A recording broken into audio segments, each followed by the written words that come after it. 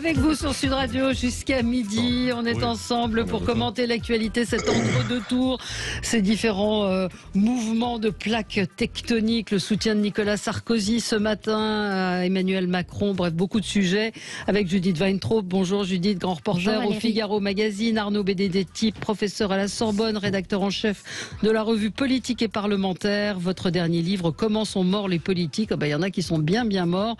Le grand malaise du pouvoir aux éditions du CERF. Pardon, oui, c'était prophétique. Hein. Et Michel Taube, également avec nous, fondateur du site d'information Opinion Internationale, et Jean-Luc Benamias, membre de la Ligue des droits de l'homme et ancien membre du Conseil économique, social et environnemental. Michel, il va falloir venir en plateau un jour quand même. Vous êtes toujours en Zoom. Donc là, on a un peu levé, on a ouvert les fenêtres. Familiale à gérer. D'accord, mais je comprends tout à fait. Mais je viendrai volontiers. Beaucoup de thèmes à évoquer avec vous. Donc ce matin, Nicolas Sarkozy qui sort du silence. Qu'en pensez-vous? Emmanuel Macron. Alors le vote des vieux, il y a cette polémique qui a surgi hier avec en particulier des jeunes donc qui ont voté pour un vieux, Jean-Luc Mélenchon, et qui reproche à des vieux d'avoir voté pour un jeune. J'ai lu ça hier, ça m'a fait sourire. Donc reproche qui a été fait aux électeurs et qu'on avait un petit peu évoqué ici. Emmanuel Macron qui promet une nouvelle méthode, c'est-à-dire, qu'est-ce que vous avez compris? Marine Le Pen qui repousse Zemmour, bref, beaucoup de sujets avec vous. On commence avec vos coups de cœur, vos coups de gueule. Commençons peut-être avec vous, Judith, on l'a un petit peu évoqué avec le zapping de Gilles. Peut-être qu'on peut réécouter le son de ce qui s'est passé à Shanghai cette nuit, où vous l'avez entendu, Judith, où les habitants se sont mis aux fenêtres. Écoutez. À leurs fenêtres, les habitants de Shanghai crient leur mécontentement. En Chine, la scène est inédite car ce type de contestation est extrêmement rare. À l'origine de la colère des habitants, le confinement très strict imposé face à la flambée épidémique qui a provoqué des pénuries alimentaires. Voilà, donc... oui, j'avais entendu, ouais. C'est bien pour ça que j'ai choisi ce coup de cœur pour les Shanghaïens, les 25 millions de Shanghaïens qui sont... Et Shanghaïennes Ah moi, excusez-moi, mais pour moi, je continue à considérer que le pluriel... Les celles et ceux, je n'en peux plus. Ouais. Non, je fais exprès. Donc, non, mais qui sont confinés chez eux, ou alors dans des centres. Les images circulent sur Twitter, c'est abominable, dans des conditions d'hygiène, si on peut appeler ça comme ça, totalement déplorables. Les États-Unis ont demandé au personnel non indispensable de leur consulat de quitter la ville tellement les conditions de vie y étaient intolérables. Et oui, c'est un coup de cœur parce que je soutiens toujours les gens qui se battent pour leur liberté dans un pays où le moindre écart peut coûter des années et des années de prison. On pense aux Shanghaïens, effectivement, et aussi aux Français qui sont là-bas et qui sont relativement abandonnés. Alors, il paraît qu'il y a des tractations en sous-main, mais pour l'instant, je connais qu'encore une fois, je l'ai dit tout à l'heure, quelques Français là-bas qui vivent l'enfer.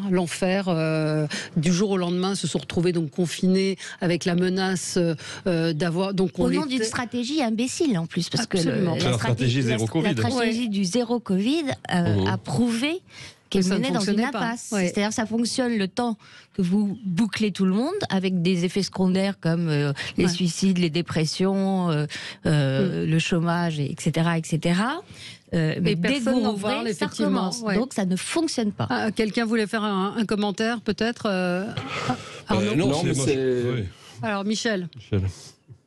Non, mais je salue ce choix parce qu'effectivement, je pense que les Chinois souffrent beaucoup. La Chine, c'est vraiment de loin un des pays les plus autoritaires au monde. Et je pense que la crise Covid a été l'occasion pour le pouvoir de contrôler... Totalitaire, totalitaire, dictatorial, totalitaire. Et la crise Covid a été l'occasion pour le régime de contrôler davantage sa population. Je rappelle, en tant que fondateur d'Ensemble pour la peine de mort, que c'est le pays, et de très très loin, qui pratique le plus la peine de mort, et dont d'année en année, il est de plus en plus difficile de savoir combien de centaines, voire de milliers de personnes sont exécutées tous les ans en Chine. Arnaud, oui, non, mais moi aussi, je trouve que c'est un excellent choix, le choix de Judith, parce que c'est un pays quand même c'est un pays où ce type de comportement, d'acte de résistance peut ne pas être sans conséquence. C'est-à-dire qu'ils prennent en plus un risque, vraisemblablement.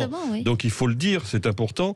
Ça démontre aussi que, on disait, voyez, les Chinois sont extrêmement soumis, ils ont une culture de la soumission, ou en tout cas de la discipline, mais qui est une forme de soumission aussi, par certains côtés, que parfois on peut résister à la servitude volontaire.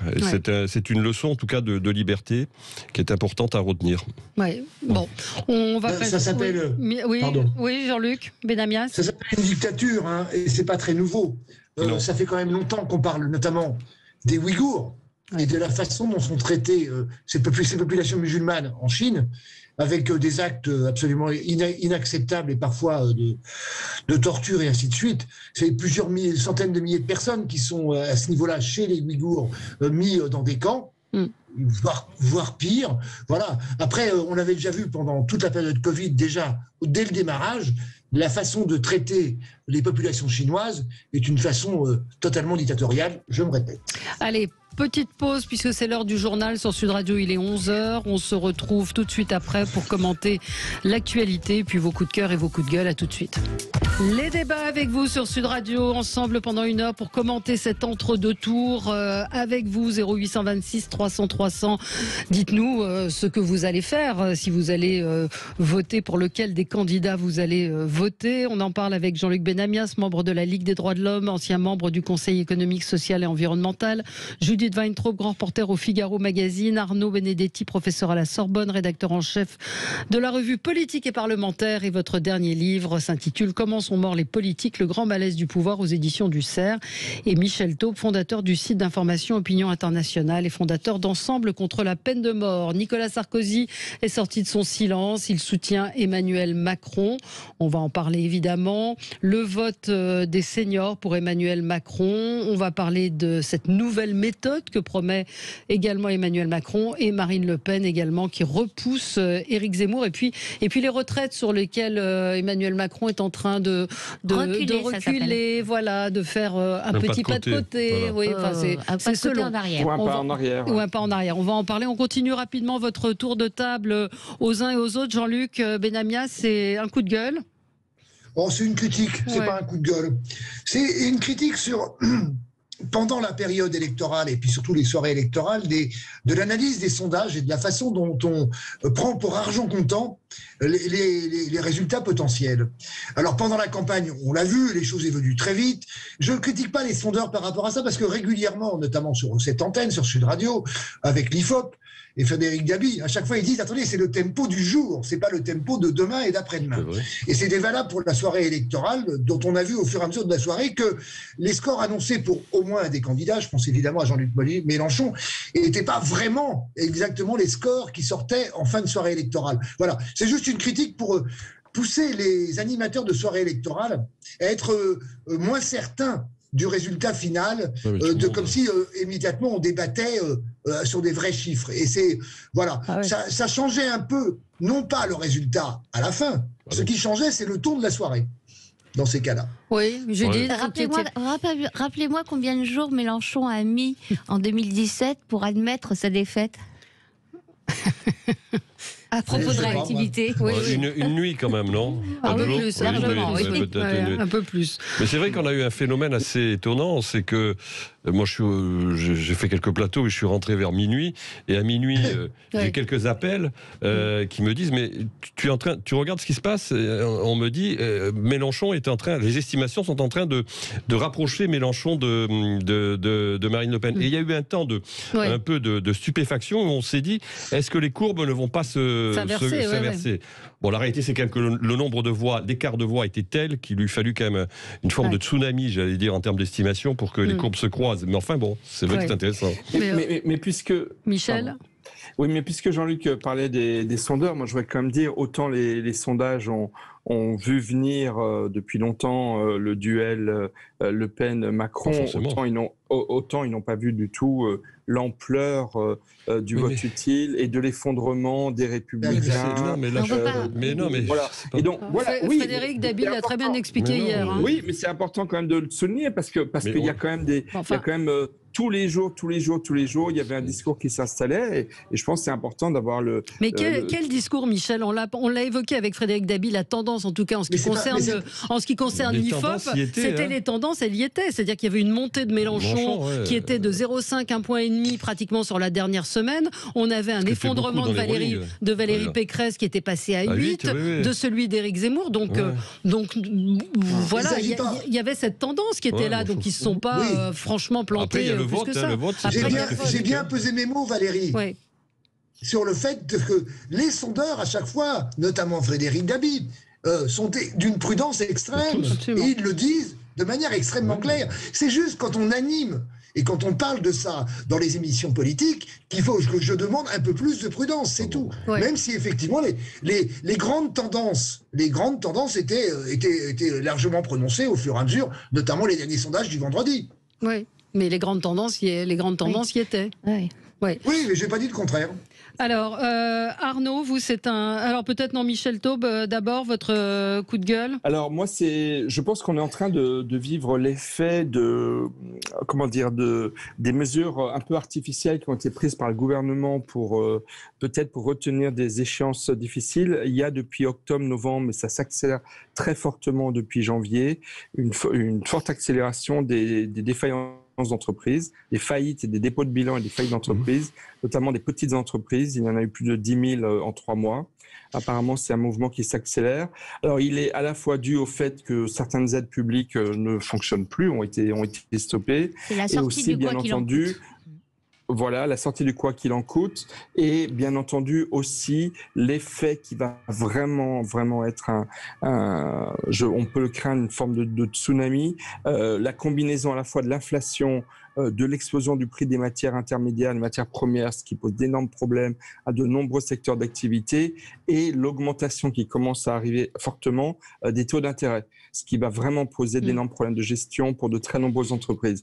Et en fait, ce à quoi je voulais en venir, c'est que les programmes des candidats à l'élection présidentielle, et notamment ceux de Marine Le Pen et d'Emmanuel Macron, avec leurs prévisions budgétaires plus ou moins précises pour financer leurs nombreuses promesses électorales les uns et les autres, ne tiennent absolument pas compte de ce phénomène d'augmentation des taux d'intérêt qui vont faire exploser l'endettement du pays et de nombreux acteurs économiques, et de l'inflation qui est beaucoup plus importante que ce que l'on nous fait croire. Il y a 15 jours, l'INSEE disait qu'il y avait 4,5% d'inflation sur un an.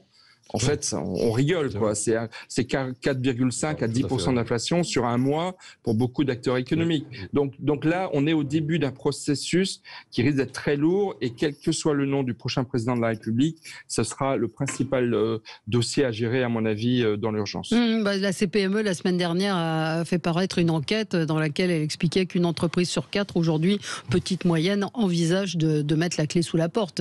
Il y a des marges très compliquées. Oui, mais les greffiers des tribunaux de commerce le signalent depuis très longtemps. C'est-à-dire depuis plusieurs mois, ils disent on va vers un mouvement important de fermeture de petites entreprises. Bien Donc ça a été, enfin les acteurs, un certain nombre d'acteurs l'ont signalé. Mais ce que dit en effet Michel est juste, c'est que la question de la dette publique a été une question non abordée durant toute cette campagne. Or, elle est quand même au centre des préoccupations de l'avenir, parce qu'en effet, l'inflation, c'est mécaniquement le retour des taux d'intérêt qui seront relevés. Et compte tenu aujourd'hui du niveau de dette publique en France, la hausse des taux d'intérêt, c'est pas une bonne nouvelle pour la soutenabilité de la dette. Ça, c'est clair.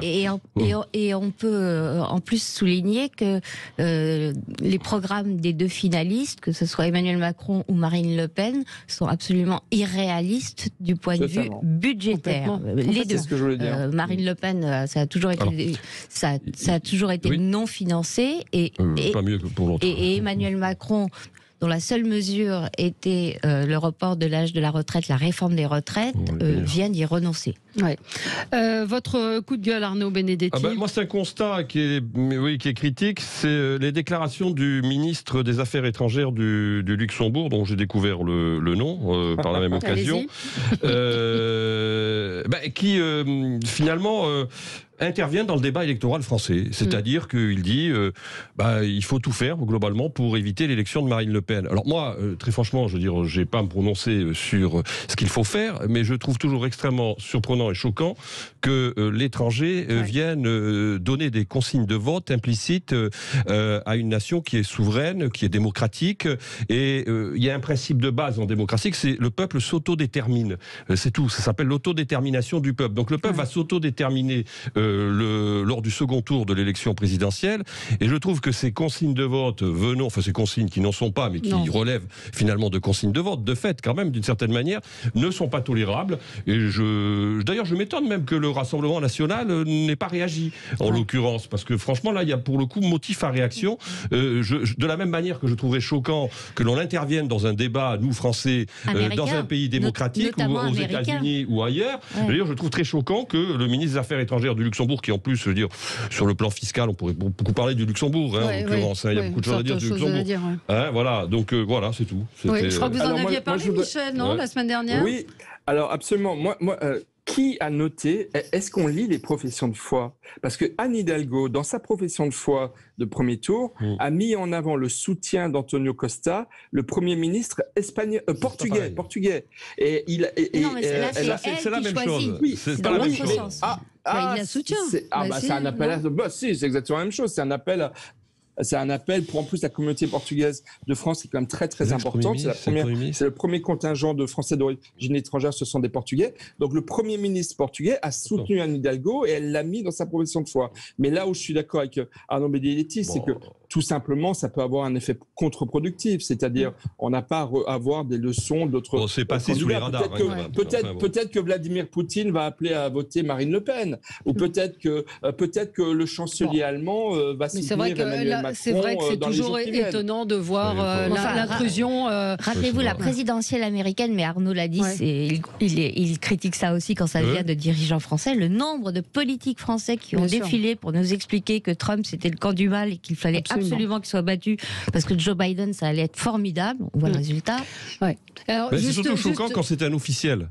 C'est encore un politique qui peut s'exprimer, même si c'est discutable. Mais un ministre des Affaires étrangères, il engage son pays. À savoir que les électeurs français du Grand-Duché ont majoritairement voté pour Emmanuel Macron, suivi par Jean-Luc Mélenchon. Et ensuite Éric Zemmour. Voilà. Il n'a échappé à personne. Que M. Orban, président ou Premier ministre, soutient Marine Le Pen. Mais je suis totalement d'accord. Donc ça concerne tout le monde. On va parler d'un autre soutien, celui de Nicolas Sarkozy au président candidat Emmanuel Macron. Alors ce petit sourire, donc il l'a publié sur son compte Facebook. Carla Bruni l'a mis sur son compte Instagram en disant « Bien dit, mon Nicolas ». Voilà, avec un petit cœur, c'est très mignon. Donc, c'est mimi. Oui, Jean-Luc? C'est mimi, c'est mignon, mais c'est pas vraiment une surprise quand même. Non, les Français ont exprimé leur choix en qualifiant pour le deuxième tour le président Emmanuel Macron et la candidate du Rassemblement national. Je voterai pour Emmanuel Macron parce que je crois qu'il a l'expérience nécessaire face à une grave crise, parce que son engagement européen est clair et sans ambiguïté. Une nouvelle époque s'annonce, elle nécessitera des changements profonds. Il faudra sortir des habitudes et des réflexes partisans. Donc c'est peut-être le nouveau machin que veut faire Emmanuel Macron. Voilà, le grave contexte international, la fidélité aux droites. Enfin bon, c'est assez long ce texte. Citez la phrase de fin parce que la phrase de fin, c'est on ne se trompe jamais en choisissant la clarté et la constance. C'est beau. Allez, c'est beau. Vous avez la pub pour réfléchir. Je relève les copies dans 2 minutes. À tout de suite. Les débats et je relève les copies. Jean-Luc Benamia, Judith Weintraub, Arnaud Benedetti, Michel Taube. Donc le soutien d'Emmanuel Macron, qui je vous le rappelle n'a pas soutenu la candidate Valérie Pécresse, donc Emmanuel Macron qui a décidé de soutenir Nicolas Sarkozy qui n'a pas soutenu Valérie Pécresse et qui donc décide de soutenir le candidat président Emmanuel Macron. Donc Judith. Alors 2 choses, je ne suis pas sûre que ce soit une bonne affaire pour Emmanuel Macron parce que qu'il est en pleine drague de l'électorat qui a voté Jean-Luc Mélenchon au premier tour et dont on sait, grâce à une enquête, je ne parle pas d'un sondage, une enquête sur les motivations du vote, que la moitié de ces électeurs l'ont fait par vote utile et n'adhèrent pas à Jean-Luc Mélenchon. Donc ceux-là sont encore plus susceptibles de changer et de voter Emmanuel Macron au second tour. Donc je m'interroge sur l'utilité de ce ralliement pour Emmanuel Macron. Et deuxième chose, c'est un ralliement en race campagne, si j'ose dire. Nicolas Sarkozy ne trouve que des vertus au candidat président. Vous les avez cités, l'expérience, le formidable projet économique fondé sur la valorisation du travail, l'engagement européen clair. Il n'y a pas la moindre réticence, la moindre condition. Donc c'est après la liquidation, le dépôt de bilan des Républicains, là c'est l'offre de reprise. Et comme toujours avec Emmanuel Macron, on se demandait avant la coupure ce qu'était cette nouvelle formation qu'il a envisagé le soir même du premier tour en disant qu'il voulait bâtir quelque chose de nouveau. Enfin quelque chose c'est nous, mais une nouvelle méthode. Il disait une nouvelle méthode, mais même une nouvelle force. On voit surtout que c'est l'ancienne méthode d'Emmanuel Macron qui continue, c'est-à-dire en même temps, vient qui veut, mais venez sans rien, venez sans vos propositions, venez sans votre programme. Il n'est pas question de négocier un programme de gouvernement. Comment vous comprenez, Michel Taube, le ralliement de Nicolas Sarkozy? Et est-ce que Nicolas Sarkozy n'est pas là aussi pour ses députés, pour les députés LR qui vont se retrouver bien démunis quand les législatives vont arriver? C'est non seulement un coup de poignard dans le dos de Valérie Pécresse. Il avait déjà commencé, il avait posé les membres. Mais là, il l'achève surtout au lendemain de son appel désespéré à des dons pour sauver sa situation. Je pense que le Pécresseton va être beaucoup plus difficile à mener que le Sarkoton. Ça, c'est la première chose. La deuxième chose, c'est que c'est surtout un coup de poignard dans le dos de la droite républicaine, dont effectivement il est en train d'achever littéralement. Et je pense que ça va être entendu comme une forme d'appel à ceux qui existeraient encore parmi des dirigeants politiques locaux à rejoindre le nouvel ovni que prépare Emmanuel Macron en vue des prochaines législatives. Dernier point, je trouve deux choses qui m'amusent. D'abord, le dernier mot qu'emploie Nicolas Sarkozy dans son texte sur Facebook. On ne se trompe jamais en choisissant la clarté et la constance. J'aimerais bien savoir où est la constance de Nicolas Sarkozy sur ce fait. Il est quand même l'ancien dirigeant de la droite et il était un adversaire résolu de François Hollande et de son gouvernement dont Macron était membre il y a encore pas longtemps. Et ce qui est pour rigoler un petit peu, sur la page Facebook du compte donc de Nicolas Sarkozy, il a toujours épinglé en haut de sa page Facebook, donc c'est juste au-dessus de son message de soutien à Emmanuel Macron, son discours de sortie de sa vie politique, donc au lendemain de sa défaite à la primaire de la droite. Et dans son discours, il commence par dire l'union de la droite est maintenant assurée, tous derrière Fillon, et on voit bien que combien de temps, 5 ans après, c'est la Bérésina. Bruno Retailleau a dit ce matin, il y a environ une demi-heure, la position de Nicolas Sarkozy est une position personnelle, ce n'est pas celle de notre famille politique. Nous ne reconstruirons pas la droite en nous diluant dans le macronisme, nous rebâtirons sur la fidélité à nos convictions. Arnaud Benedetti. Plusieurs choses. D'abord, c'est pas une surprise, on s'y attendait. La question était de savoir si ça se ferait avant le premier tour ou pas. Il le fait une fois que le crime est consommé, c'est-à-dire après le second tour.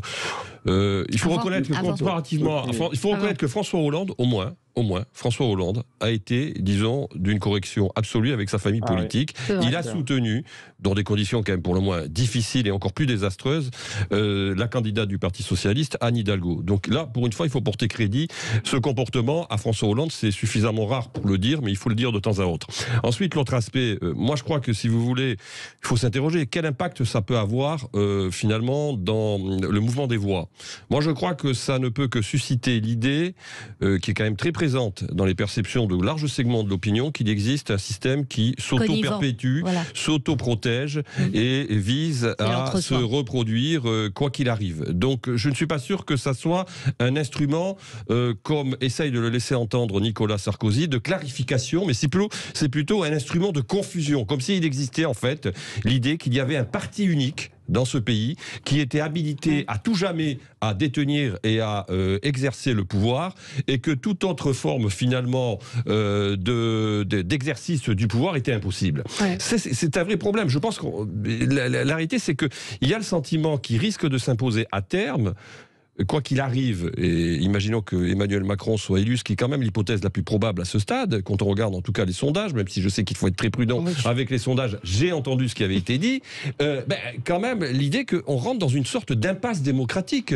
Et ce pays quand même a subi pendant un quinquennat, et même avant ce quinquennat, un certain nombre de crises sociales qui ont été de plus en plus violentes, de plus en plus radicalisées à la fois dans leur expression, j'allais dire physique et verbale. Moi je suis assez inquiet, en effet, et je ne suis pas sûr qu'en effet Nicolas Sarkozy, je suis d'accord, rende service à Emmanuel Macron au moment où celui-ci essaye de faire un pas de côté à gauche. On est dans le mois où le chaos, depuis plusieurs présidentielles, et à chaque présidentielle, le chaos s'accroît. Oui, mais Jean-Luc Benamias ?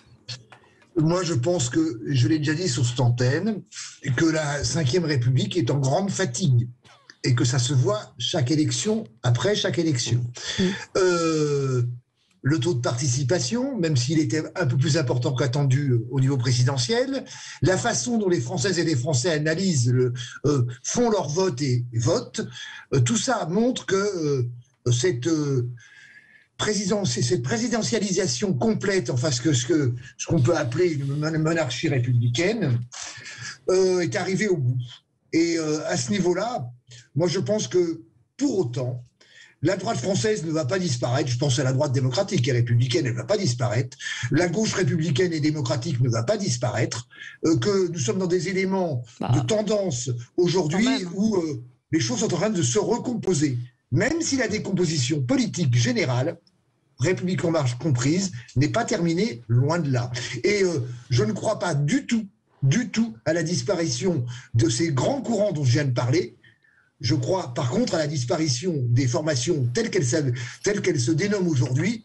Celles-là vont disparaître. C'est un peu subtil comme explication. Et puis cette partition entre droite démocratique et républicaine que seraient les républicains et que ne serait pas le Rassemblement national est totalement artificielle. Je suis d'accord avec Jean-Luc sur les... le contraire de ce qu'elle espère engendrer. Je suis d'accord avec Jean-Luc sur les sensibilités. Les sensibilités, ça survit de toute façon. Les sensibilités politiques, il y a toujours eu une droite et une gauche. Mais quand même, les marques politiques, les formations politiques, elles sont en train de disparaître. Vous avez quand même deux partis. Vous avez deux partis qui étaient des partis de gouvernement depuis 40 ans dans ce pays, qui font quasiment moins de 5%. Si on fait le total du PS et de la candidate Hidalgo et de la candidate Pécresse, elles font tout juste au-dessus de 5%. C'est quand même une disparition sur le plan électoral. Ça vous fait sourire? Non, je suis parfaitement d'accord. Il est temps de se rendre compte qu'il y a de nouveaux clivages, de nouvelles divergences, de nouveaux principes autour desquels il faut réorganiser le débat public. Mais et là, pour le coup, je suis d'accord avec Jean-Luc, les institutions de la 5e, telles que transformées, avec toujours pas de proportionnel, la version du calendrier entre la présidentielle et les législatives, ne sont pas les plus aptes à se moderniser et à s'adapter à ce changement. Oui.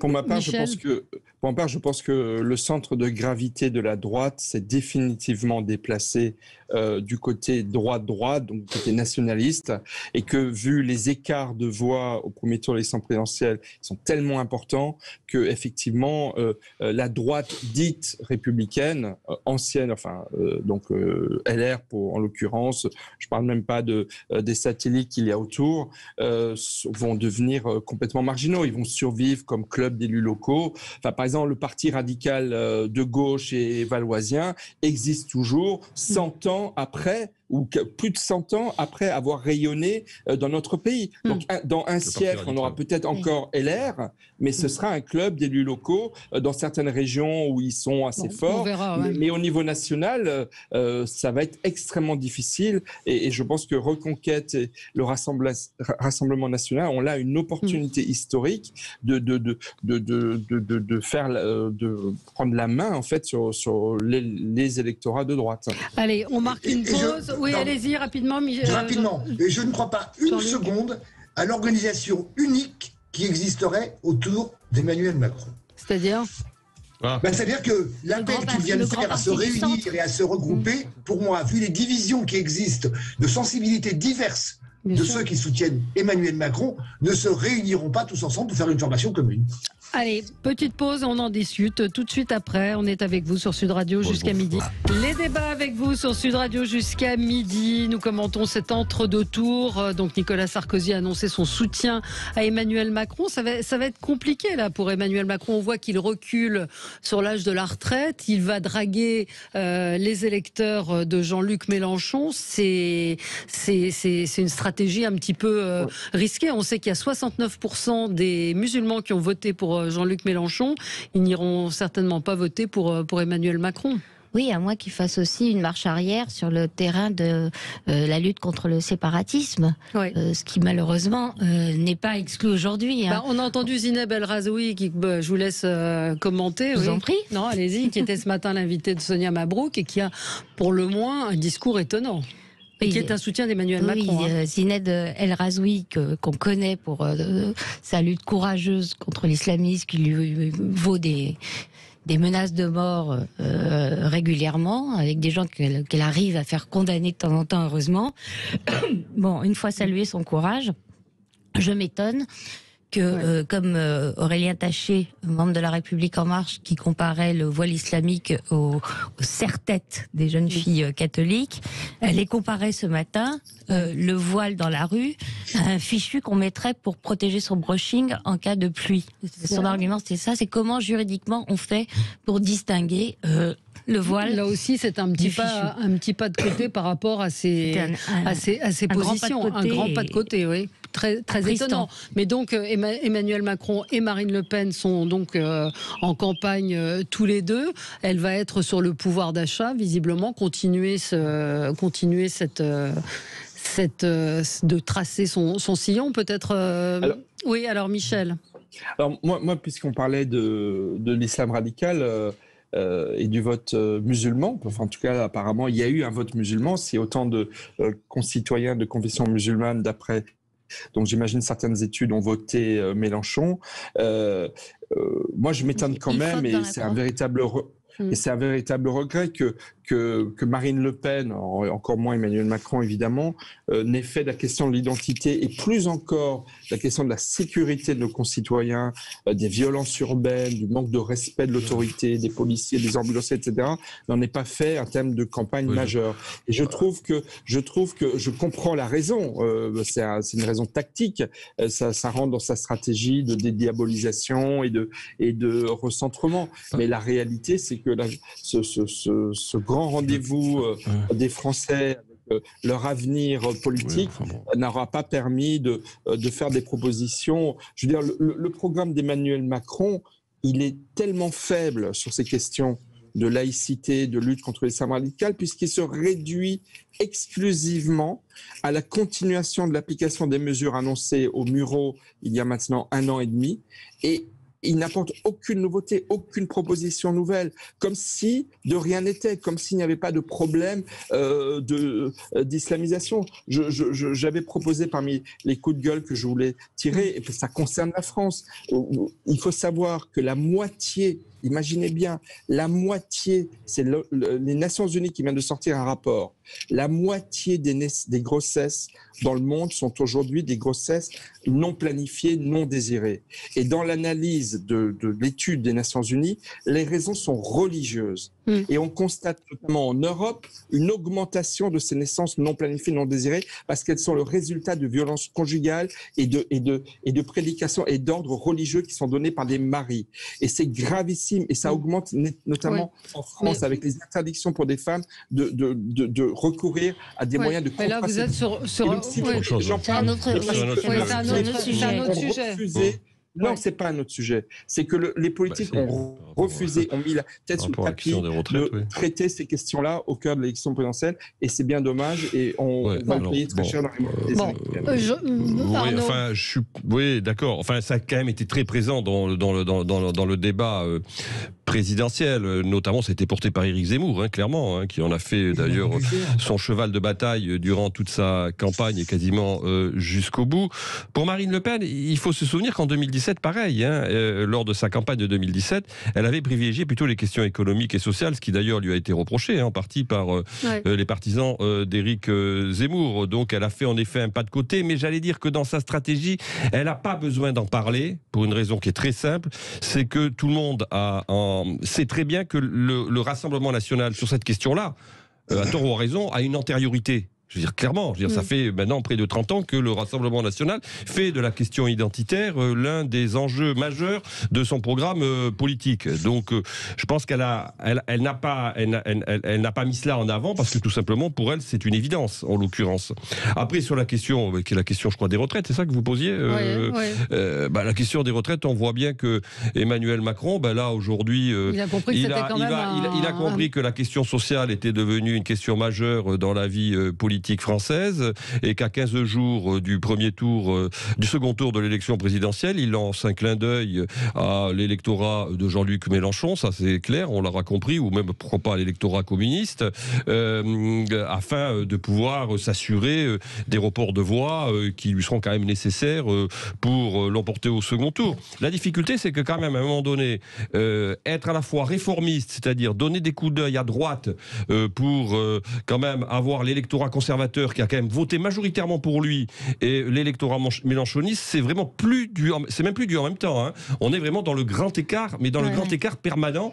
Et ça se finit par se voir et c'est compliqué. Oui, parce que lui n'aurait pas intérêt, enfin il risque de perdre les retraités qui, eux, sont pour la réforme des retraites, puisqu'ils veulent continuer à ce que leur... Et ils ont voté majoritairement pour lui. Exactement, et ont voté majoritairement pour lui. Oui, Jean-Luc Benamias. Moi, je reviens sur cette histoire de vote musulman. Et le vote catholique en France, il fait quoi, le vote protestant? Alors, c'était une enquête dans la Croix. C'est pour moi une déviance extrêmement importante par rapport à la loi de 1905. Et par ailleurs, à ce niveau-là, ce qui s'est passé dans un certain nombre de quartiers en difficulté, ce sont des votes populaires qui vont, tout le monde l'a vu, certes sur Jean-Luc Mélenchon, mais des votes populaires qui vont aussi sur Éric Zemmour et Marine Le Pen. Je vois pas pourquoi tout d'un coup on parlerait dans les quartiers, le vote de Zemmour, non. Si. Alors, ça dépend des régions et ça dépend des villes par rapport à cela. Il suffit de regarder les résultats, notamment sur les différents quartiers de Marseille. Voilà, même si Mélenchon est en tête des différents quartiers de Marseille, mais l'extrême droite est toujours forte dans ce cas. Jean-Luc, vous ne pouvez pas faire comme si Mélenchon ne s'était pas distingué par son discours contre tout ce qui est lutte contre le séparatisme, précisément. Il a quand même caressé le séparatisme dans le sens du poil. La créolisation, c'est une acceptation. La créolisation n'a rien à voir avec ça, strictement rien à voir avec ça. Il parlait effectivement en grande partie, et ça s'est vérifié sur les résultats de Jean-Luc Mélenchon en Guyane, en Martinique, en Guadeloupe, à l'île de la Réunion, sur toutes les îles, il parlait de créolisation. Après, il en parlait également en métropole, et c'était le concept qu'il opposait à celui de grand remplacement. Ça voulait dire, en fait, il va y avoir une évolution de la population, et c'est tant mieux. Vous posiez la question sur le vote catholique. Donc c'est une enquête étude IFOP pour la Croix. Le Pen, Zemmour, Dupont-Aignan représentent au total 40% des voix des catholiques. Voilà, donc vous posiez cette question. Je vous donne. Je ne pose pas la question. Je trouve que c'est bizarre. Je vois bien. Les catholiques, il faudrait distinguer catholiques pratiquants de catholiques de culture. C'est différent. ce sont des sondages déclaratifs. Voilà. Les gens sont comptés comme catholiques quand ils répondent « je suis catholique ». Donc ça veut dire que ça compte pour eux. Allez, on marque une pause, je voudrais qu'on parle de Marine Le Pen. Donc sur France Inter ce matin, Marine Le Pen a indiqué que l'intégration d'Éric Zemmour dans son équipe n'est pas une possibilité. À tout de suite. Les débats jusqu'à midi avec vous. On parle de Marine Le Pen. Marine Le Pen qui a déclaré ce matin qu'elle ne souhaitait pas que l'intégration d'Éric Zemmour dans son équipe n'était pas une possibilité. Elle ajoute il n'en a pas le souhait. Je n'en ai pas le souhait non plus. J'ai exprimé tout au long de la campagne du premier tour les divergences que je pouvais avoir avec Éric Zemmour, mais j'ai toujours concédé qu'il faisait partie du camp de ceux qui croient en la France, qui croient que la France doit redevenir un pays souverain. Et donc, elle balaye aussi également une alliance avec Reconquête. C'est là sa revanche quand même, Marine Le Pen, d'une certaine manière. Oui, absolument. Et puis, Éric Zemmour a annoncé, a appelé à voter pour elle sans hésiter, en expliquant sa décision dès le soir de son élimination au premier tour. Donc, il n'y avait pas de marchandage à faire, pas de récompense. Alors, ça va certainement coûter à Marie Le Pen une proportion des voix des électeurs qui se sont portés sur Éric Zemmour, mais ça va aussi lui en rapporter. Elle a dû faire la balance et se dire que parmi ses soutiens à elle, qui sont restés avec elle, certains l'ont fait parce qu'ils ne voulaient pas précisément rejoindre Éric Zemmour. D'ailleurs, elle est dans le rassemblement. La nouvelle affiche qu'elle a sortie ce matin, où on la voit. Il n'y a pas de nom, il n'y a pas de parti, il n'y a rien. Le seul slogan, c'est pour tous les Français. Elle est dans la posture qu'aime à adopter Emmanuel Macron, adossé, appuyé sur son bureau, les deux mains posées. C'est vrai, très frappant. Il n'y a pas son nom, il n'y a pas le logo. C'est assez étonnant, effectivement. Qu'en pense le professionnel de la com ? Je pense totalement à ce que vient de dire Judith, c'est-à-dire qu'elle n'a aucun intérêt, d'autant plus que Éric Zemmour est à 7% déjà. Donc, qu'il s'est rallié, de fait, en tout cas qu'il a appelé à voter sans ambiguïté, et surtout, elle sait très bien que l'électorat, toutes les études le démontrent, l'électorat de Zemmour est un électorat qui, à 85 voire 90%, va voter les yeux fermés pour Marine Le Pen. Donc, à partir du moment où elle veut être dans une démarche de rassemblement, d'ailleurs, vous notez, Marine Le Pen, elle ne dit pas qu'elle est de droite. Non. Elle ne dit jamais qu'elle est de droite. Elle dit que, d'ailleurs, c'est même plus Le Pen, c'est même plus le Rassemblement National, c'est Marine aujourd'hui. C'est-à-dire qu'en fait, vous votez pour la marque Marine, en l'occurrence, qui est une marque qui se veut une marque de rassemblement. Donc, elle va aller puiser très large. Et puis, il y a un autre enjeu, comme Emmanuel Macron, c'est d'aller récupérer quand même une partie de l'électorat de Jean-Luc Mélenchon, dont on a vu qu'il était, en tout cas, en mesure éventuellement de voter à moitié pour elle. Enfin, à moitié. Un tiers. Pour ceux qui iront voter, en tout cas. Voilà. Ce qui n'est pas négligeable. Non, ce qui n'est pas négligeable. Jean-Luc Benamias ? Toute la campagne de Marine Le Pen s'est basée sur ne plus faire peur. Et donc, elle continue. Ne plus faire peur.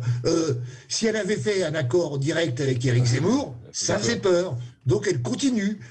C'est-à-dire qu'elle a radouci totalement son apparence et son discours. Je ne parle pas de son programme qui n'est pas radouci, mais pour le reste, elle a réussi à ce niveau-là. C'est-à-dire qu'elle a changé. Elle a quand même changé son programme. Elle a reculé sur un certain. Enfin, elle a changé sur l'euro, sur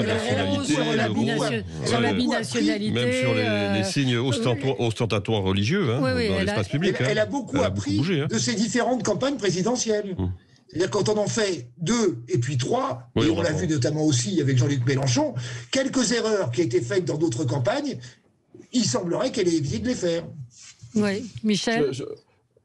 Non, je pense que l'affiche qu'elle a effectivement sortie pour tous les Français est vraiment l'incarnation presque parfaite de ce recentrement, de cet habillage. Elle voudrait tellement faire oublier qu'elle s'appelle Le Pen.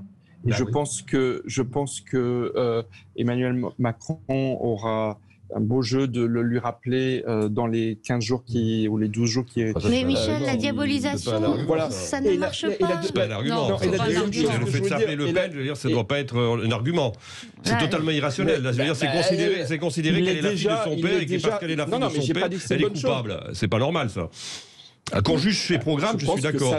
Mais son nom, non. Je pense que on peut s'attendre à ce qu'Emmanuel Macron joue un peu de cette rediabolisation dans les jours qui viennent. Et donc, il rappelle son nom qui n'est pas inscrit sur son affiche. Et le deuxième point que je voulais dire, c'est que quand même l'annonce de Marine Le Pen ce matin annonce des lendemains d'élections présidentielles difficiles pour la droite nationaliste, parce qu'effectivement, en vue des élections législatives à venir, on sait très bien que vu le mode de scrutin, si la droite nationaliste part en ordre dispersé, et quand bien même Marine Le Pen ferait un très très gros score, imaginons un 51-49, comme l'a prédit l'IFOP dimanche à 20h, contrairement à d'autres instituts de sondage qui, eux, prédisaient plutôt du 54-46, eh bien, je pense que ça va être très très difficile pour les législatives, pour eux, d'avoir beaucoup d'élus.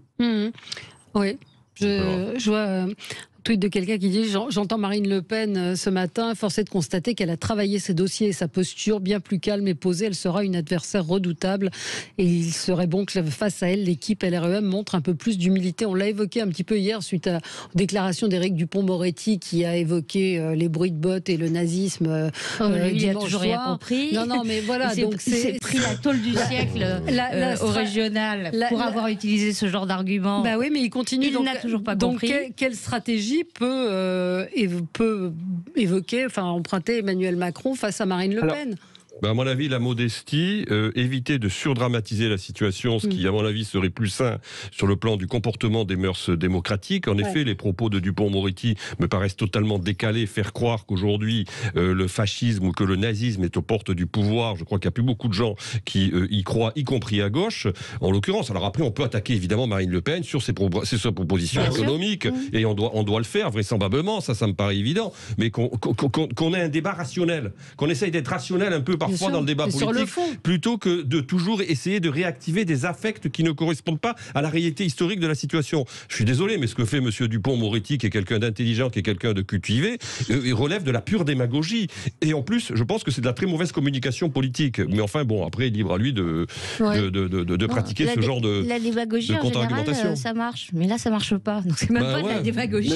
Il y a un point sur lequel je voudrais insister, c'est que on dit que Marine Le Pen a mûri, qu'elle s'est améliorée, qu'elle a travaillé ses dossiers. Il y a quand même un point qu'il faut souligner. Elle n'a accepté pour le moment, depuis 5 ans, aucun débat contradictoire avec aucun rival politique. C'est vrai. Par exemple, non, c'est pas vrai. Elle a demandé à débattre avec Jean. Non, elle a refusé.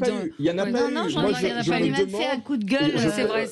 Dans ce studio. A débattu avec Mélenchon. Avec Darmanin. Elle a débattu avec Gérald Darmanin. Oui, c'est vrai. Mais c'était avant la campagne électorale. Et je me demande, on dit qu'elle s'est bonifiée, qu'elle a gagné en compétences, etc. Il y a quand même un grand point d'interrogation sur le duel qu'elle va avoir avec Emmanuel Macron, dont on sait qu'il est quand même assez redoutable dans des duels. Donc je pense que c'est pas gagné. Et pour elle, il va rester plus, on va s'approcher de mercredi de la semaine prochaine. Et plus, je pense que pour elle, ce sera vraiment l'heure de vérité, pour reprendre le nom d'une ancienne émission. Sachant que quand on part de très bas, avec la France. Quand on part de très bas, c'est quand même plus facile de faire mieux. Est-ce qu'elle peut faire pire que son débat d'entre-deux tours de 2017 ? Non, elle dit qu'elle s'est préparée. En tout cas, alors il y a Cyril Hanouna qui dit qu'il va la recevoir, alors qu'Emmanuel Macron semble ne pas vouloir aller chez lui. Je ne sais pas comment il va se sortir de cela. Est-ce qu'elle a raison d'y aller ? Oui, bien sûr qu'elle a raison d'y aller. Elle a raison d'y aller. Elle fait des très bons scores chez les jeunes. Elle a parfaitement raison d'y aller. Un auditeur me dit, Michel, que Macron n'a pas accepté les débats non plus. Bien sûr, je suis bien d'accord avec votre auditeur. Voilà, ils vont bien être obligés de débattre. Oui, ils vont être obligés de débattre. Emmanuel Macron, donc là, fait campagne. Donc après d'avoir été quasiment inexistant, il fait feu de tout bois. Là, il est à Strasbourg face à des soignants. Oui, finalement, la guerre en Ukraine, qui se poursuit avec ses atrocités, peut attendre. Oui. Et donc, vous pensez que c'est payant ou pas, ces sorties sur le terrain? Hier, on l'a vu face à deux femmes qui l'ont interpellé. Je ne sais pas si vous avez vu cette séquence. Oui, dont une infirmière, je crois, que lui, Macron, a accusé de ne pas être dans la vie réelle. Absolument. Ça, je suis pas sûr que ce soit payant. Non, moi non plus. Enfin, je sais pas, je vous dis ça comme ça, moi, a priori. Hein. Non, mais enfin, il va prendre des risques parce qu'on voit qu'il est souvent maladroit dans ces sorties-là. Oui. Hier, quand il dit j'ai dit emmerder de façon affectueuse.